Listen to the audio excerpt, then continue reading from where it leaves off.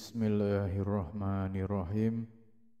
Tabi'un, tetap semangat dan merdeka.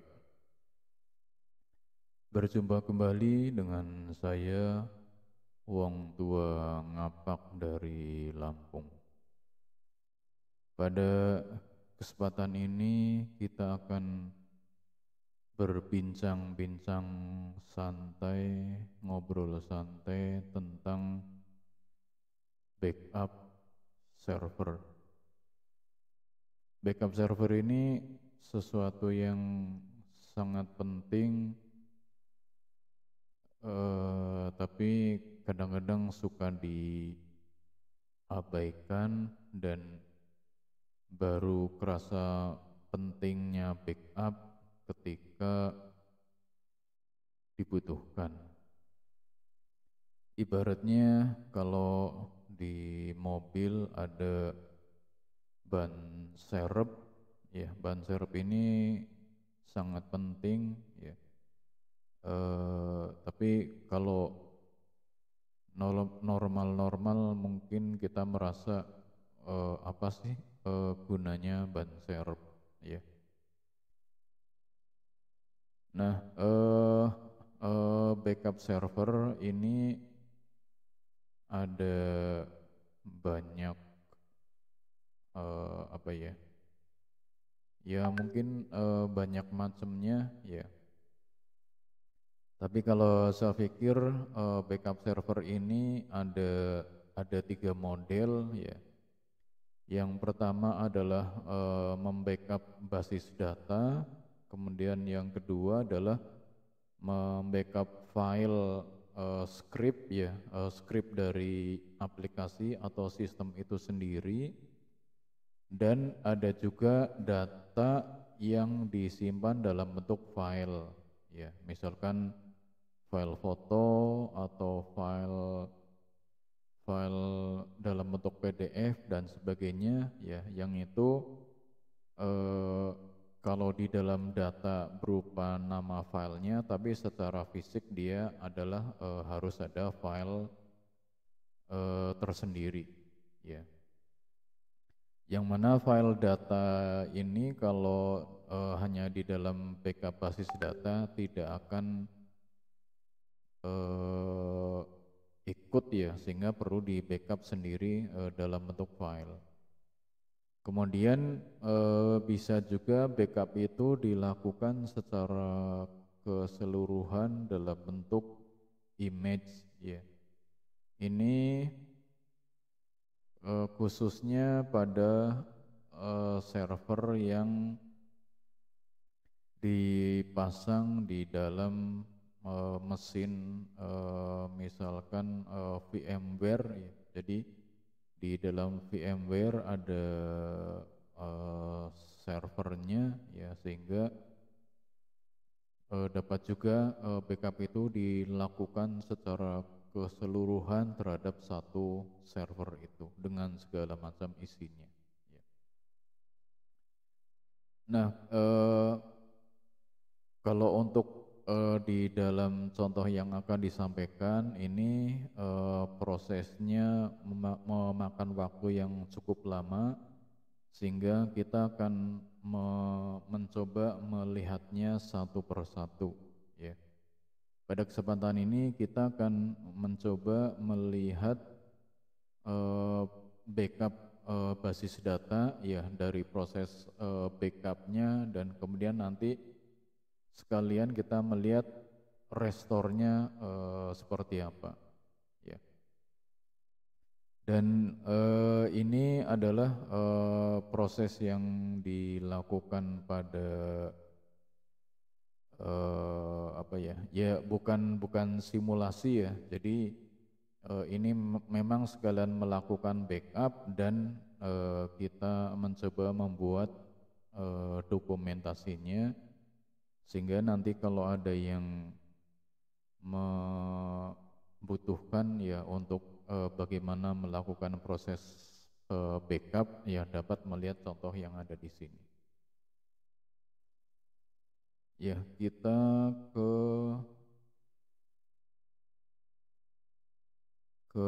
layar konsol ya. Nah, pada contoh ini kita menggunakan database Postgre ya. Jadi proses backupnya ini menggunakan perintah, salah satunya ya menggunakan pgdam. Kalau di MariaDB atau MySQL kan ada MySQL DAM ya barangkali ya, yang kalau dilihat helpnya ini seperti ini ya. Sekalian nanti kita mencoba melihat perintah yang digunakan. Perintah pgdam yang biasa saya gunakan ini formatnya seperti ini. Sebentar, ini saya rubah dulu ya. Ya.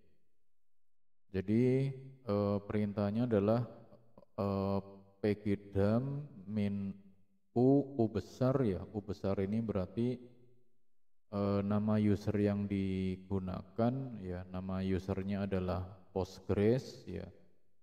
Kemudian strip fc ya. Fc ini apa? Fc ini berarti formatnya adalah custom ya. Formatnya custom. Kemudian verbose ini supaya prosesnya ditampilkan ke layar ya. Jadi setidaknya kita tahu apa yang terjadi ya. Kemudian min b ini adalah nama basis datanya ya. Kemudian tanda lebih besar ini proses backupnya akan hasilnya disimpan dalam satu file ya. Mengapa ini ditaruh di dalam file HTML ya? Karena nanti proses backup ini kan file ini ada di server ya, dan tentu saja file yang di server ini kemudian harus ditaruh di tempat lain ya. Itu nanti akan diambil menggunakan wget ya, sehingga harus ditaruh di tempat yang dapat diakses melalui media internet. Jadi saya menaruhnya di public HTML, kemudian di folder tertentu, ya. Kemudian ini teknik memberi nama satu file, ya. Jadi saya memberi nama filenya tahun 4 digit, kemudian bulan 2 digit, kemudian hari 2 digit, ya. Kemudian nama filenya adalah titik tar, ya. Karena ini fc jadi custom, ya. Jadi kita bisa memberi nama titik tar. Kemudian di belakang jangan lupa diberikan simbol dan ya, berarti proses ini dilakukan di background ya. Nah, kenapa dilakukan di background ya? Supaya ini proses backupnya kan mungkin sekitar 1,5 jam ya. Kalau tidak menggunakan tanda dan ya, ketika koneksi ke servernya putus maka prosesnya juga berhenti ya. Nah, dengan ditaruh di latar belakang maka proses ini akan ya berjalan terus ya, meskipun kita meninggalkan server ya. Jadi ini kita enter saja ya. Jadi contohnya seperti ini. Kita enter ya. Ini prosesnya. Kalau kita lihat sekilas ini di public HTML contoh ya. Ya, ini ukuran sekarang 63 ya. Dan ini akan bertambah terus ya. Nah, sekarang kan jadi depannya 101, ya kalau kita lihat lagi sekarang jadi 115 dan seterusnya, ya. Jadi proses ini akan berjalan terus sampai dengan selesai, ya. Kalau selesai nanti ada kalimat bahwa eh, backup telah selesai, ya. Dalam bahasa Inggrisnya ada kata-kata done, done, ya. Berarti proses backupnya sudah selesai. Kalau sudah selesai, nanti kita akan melanjutkan bagaimana mengambil file yang ada di server ke dalam komputer lokal. Iya, jadi ini prosesnya sedang berjalan dan kita tidak akan mengikuti sampai selesai, ya. Ya, ini kita tinggalkan saja. Nanti akan saya sampaikan hasil akhirnya seperti apa, ya.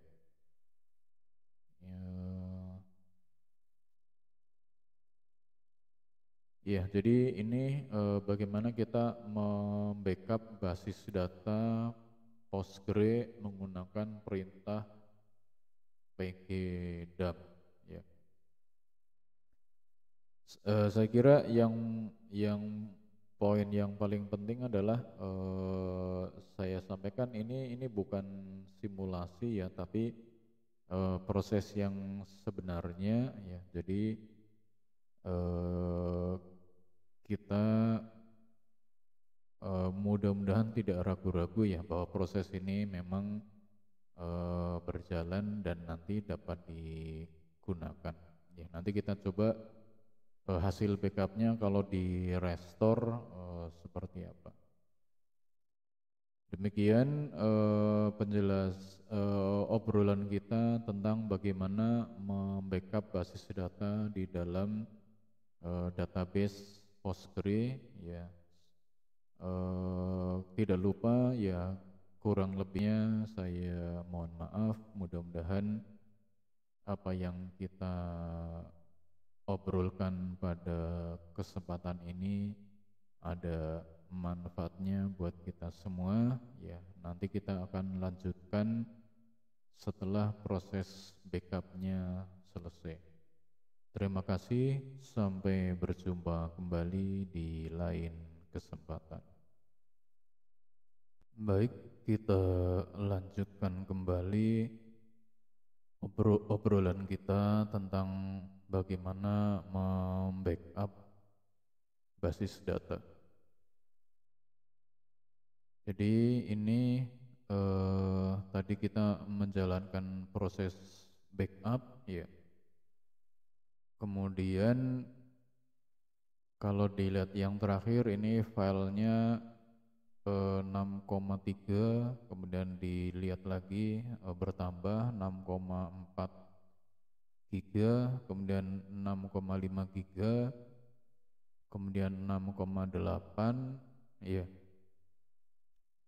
Kemudian dilihat lagi 6,8 giga juga, dan dilihat lagi 6,8 giga, ya. Jadi kalau ukuran filenya sudah tidak bertambah, berarti proses backupnya sudah selesai, ya. Dan kalau kita lihat dengan menggunakan PSAUK, ya, memang di dalam sistemnya proses pkdump-nya sudah tidak ada lagi, ya.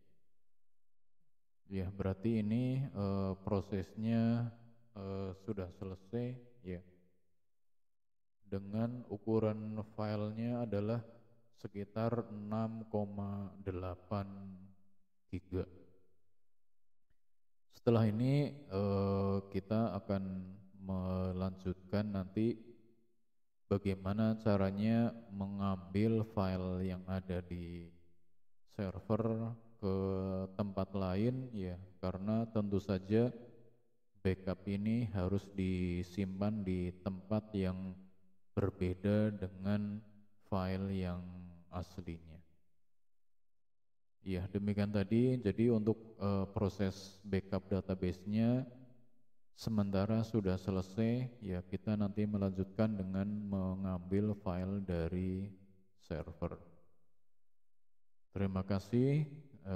Sekali lagi kurang lebihnya saya mohon maaf. Sampai berjumpa kembali di lain kesempatan. Terima kasih.